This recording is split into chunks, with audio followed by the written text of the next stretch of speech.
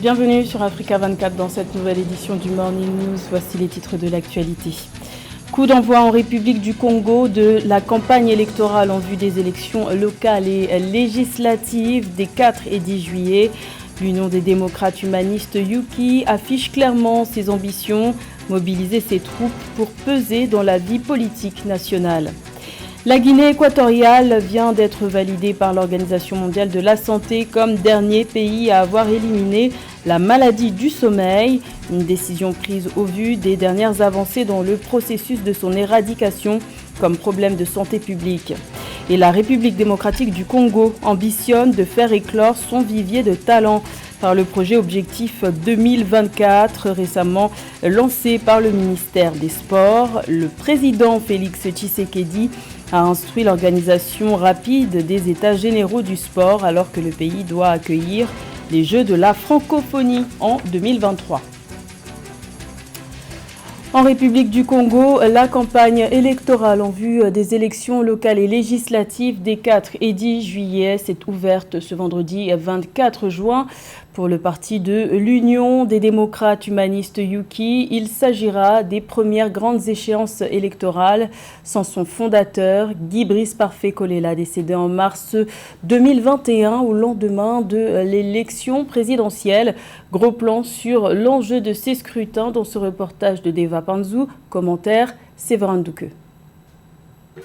Le parti d'opposition Union des démocraties humanistes, UKI, a présenté 32 candidats aux élections législatives et 405 au local ce jeudi 23 juin 2022 à son siège situé à Bakongo dans le 2e arrondissement de Brazzaville. Le parti compte sur sa popularité afin d'obtenir à l'issue des 2 tours du vote le plus grand nombre d'élus. Nous avons présenté donc des candidats au niveau des législatives, mais aussi au niveau des élections locales. Ça veut dire que si nous avons suffisamment d'élus au niveau des locales, par exemple, cela nous permettrait d'avoir des sénateurs. Donc si on a beaucoup de députés, beaucoup de sénateurs, ça nous permettrait de peser dans la vie politique au niveau de ces institutions. L'UDH UKI garde encore la douleur de la disparition de son fondateur, Guy Brice Parfait Kolelas, décédé en mars 2021, érigé au titre d'autorité morale du parti. En face, l'Union panafricaine pour la démocratie sociale, le parti du chef de file de l'opposition, a présenté 45 candidats aux législatives. Il représente actuellement la 2e force politique à l'Assemblée nationale derrière le parti au pouvoir. Afin d'infléchir cette réalité, les dirigeants du parti UDH UKI invitent leurs sympathisants au vote utile. À l'endroit des militants, évidemment, c'est de leur demander d'aller voter massivement pour UKI. Il faut voter utile. Ça ne sert à rien de disperser ses voix en votant ceux qui ne peuvent pas incarner le changement. Aujourd'hui, UDH UKI incarne le changement, donc il faut voter massivement pour UDH UKI. La campagne électorale a débuté officiellement le vendredi 24 juin 2022 sur toute l'étendue du territoire congolais. Notons que pour le premier tour, la force publique votera le 4 juillet 2022 avant de laisser place au vote civil qui aura lieu le 10 juillet 2022. Également dans l'actualité, en Tunisie, le président Kais Saied serait la cible de menaces sérieuses selon des informations données par le ministère tunisien de l'Intérieur ce vendredi 24 juin. Ce ministère a révélé qu'un plan d'action ayant pour but de porter atteinte à la sûreté de l'État et de créer le chaos a été décelé sans fournir davantage de précisions. Rappelons que le chef de l'État, Kais Saied, fait l'objet de nombreuses critiques au niveau national et international depuis qu'il s'est arrogé les pleins pouvoirs en juillet 2021. Rappelons également que le président, qui entreprend de réformer la Constitution, est politiquement isolé alors que la Tunisie traverse une profonde crise politique depuis bientôt 1 an. Devenir un Eldorado gazier, c'est l'une des ambitions clairement affichées par le Mozambique, ce pays d'Afrique australe qui possède les 9e réserves mondiales de gaz, a engagé d'importants investissements pour élaborer un projet gazier majeur pour l'avenir du gaz naturel liquéfié en Afrique. Plus de détails avec Amenedj.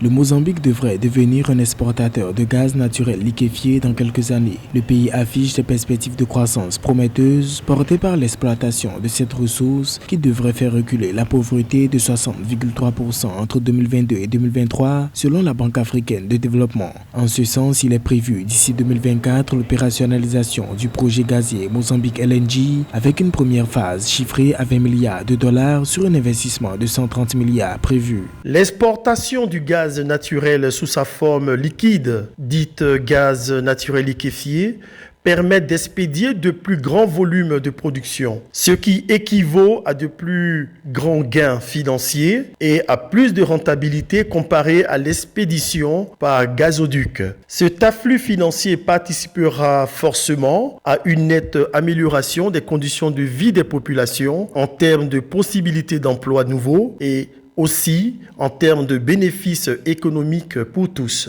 Premier projet parmi les trois en vue, donc Coral Sul FLNG et Rovuma LNG, la capacité de Mozambique LNG sera en effet de 13,1 millions de tonnes par an et celle de Rovuma de 15,2 millions de tonnes par an. Notons que la Société nationale du Mozambique détient une participation de 15% dans Mozambique LNG. La part qui revient au pays hôte est un ratio convenu par avance dans les termes du CPP, qui est le contrat de partage de production. Dans tous les cas de figure, le pays hôte n'est jamais perdant, car la chose la plus importante à considérer, ce n'est pas le ratio en tant que tel, mais plutôt ce que représente le ratio en termes de volume financier qui revient à l'État.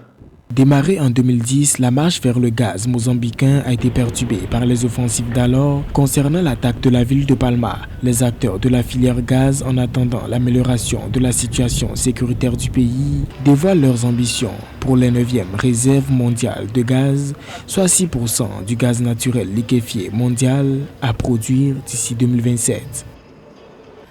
La maladie du sommeil n'est plus sur la liste des problèmes de santé en Guinée équatoriale. L'Organisation mondiale de la santé a validé l'élimination de cette parasitose transmise à l'homme par la piqûre d'une mouche tsetse.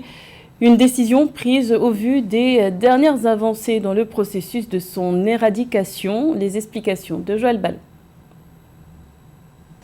Avec moins d'un cas de trypanosomiase humaine africaine pour 10 000 habitants en moyenne dans l'ensemble des districts sanitaires, le ministère de la Santé de la Guinée équatoriale confirme l'atteinte du seuil de contamination pour valider l'élimination de la maladie du sommeil. Fort de ce constat, la Guinée équatoriale vient d'être validée par l'Organisation mondiale de la santé OMS comme dernier pays à avoir éliminé la forme gambiense de la trypanosomiase humaine africaine en tant que problème de santé publique. Pour éliminer cette maladie, il a fallu d'abord premièrement une première phase, celle d'un projet appelé Trypano de 2016 en 2019, qui avait pour objectif d'éliminer la trypanosomiase humaine africaine à Trypanosomia brucei-gambiense comme problème de santé publique. L'élimination de la trypanosomiase humaine africaine à gambiense en tant que problème de santé publique est une étape importante dans le processus d'élimination de la transmission de la pathologie. La Guinée équatoriale s'est désormais engagée à maintenir sa capacité de surveillance afin de garantir la poursuite du dépistage et du diagnostic dans les populations à risque de contracter la maladie. Il y a d'abord ce qu'on appelle les activités médicales, celles du diagnostic et du traitement, qui sont mises en œuvre simultanément avec les activités de lutte anti-tchétché dans les foyers actifs de la maladie, tout en tenant compte de possibles réservoirs animaux. Ce succès de la Guinée équatoriale converge vers les efforts de l'OMS visant à éliminer la maladie du sommeil conformément aux objectifs fixés dans sa feuille de route 2030. Pour rappel, l'élimination en tant que problème de santé publique est évaluée par un groupe d'experts indépendants qui détermine si tous les critères sont remplis. La musique est un langage universel qui a été célébré aux 4 coins du monde le 21 juin, date de la journée internationale consacrée à cette célébration. Au Cameroun, les forces de défense et de sécurité ont donné un concert au Palais des Sports de Yaoundé, le premier concert armée-police à l'initiative du ministère de la Défense. Plus de détails avec Séverin Douqueux.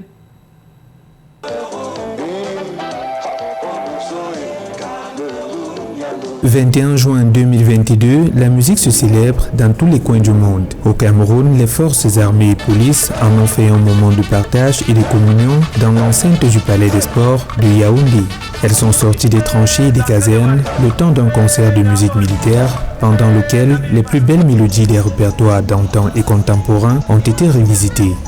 Je pense que c'est une très belle idée qu'a eu le ministre de la Défense de magnifier le concept armée et nation à l'occasion de la fête de la musique. Le concept armée et nation veut tout simplement dire l'armée proche de la nation. Quand il est vrai que l'armée c'est les intérêts de la nation, l'armée est là pour défendre la nation. Je crois que c'est une belle initiative à saluer à sa juste valeur. Célébrer la fête de la musique en implémentant le concept armée et nation.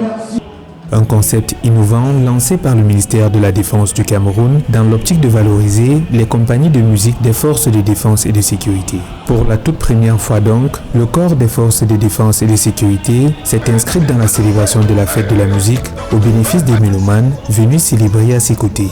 Le militaire que vous voyez au Cameroun n'est pas seulement pour les tranchées, c'est-à-dire que Bakassi est pour la garde.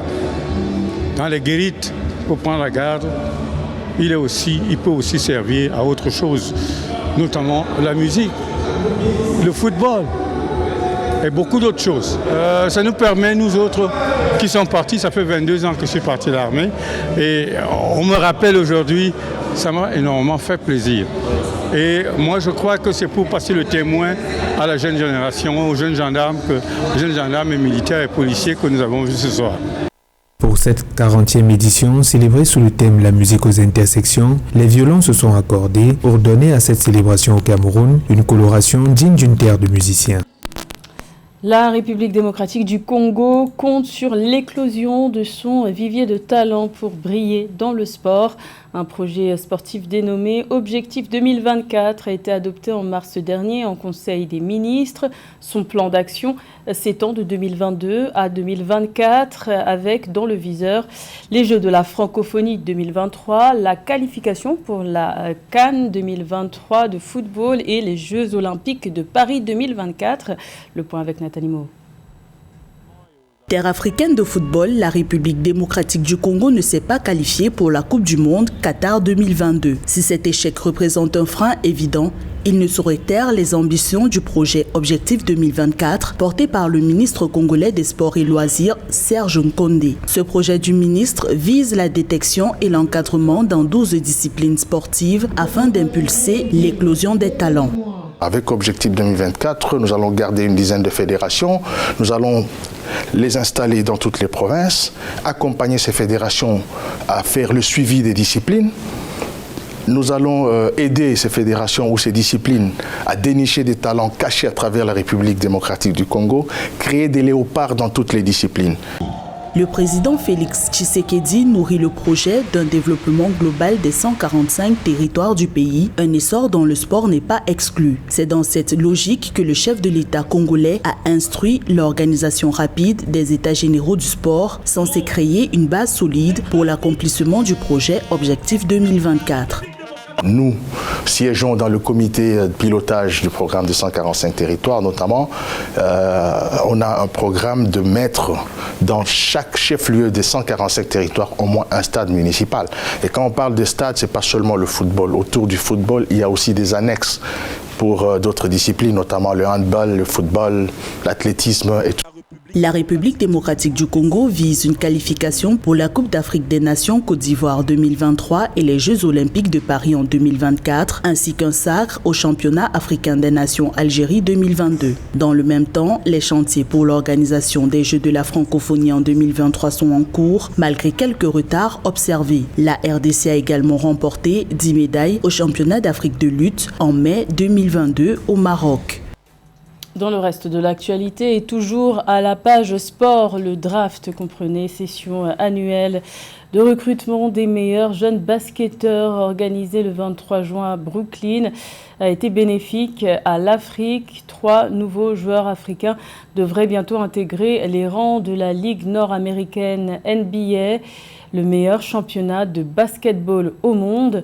Il s'agit du Camerounais Christian Koloko, âgé de 22 ans, du Congolais Yannick Nzosa, âgé de 18 ans, originaire de Kinshasa, et enfin du Sénégalais de 20 ans, Khalifa Diop, des talents à suivre de près. C'était le journal de la rédaction. Merci de l'avoir suivi. L'information continue sur Africa 24.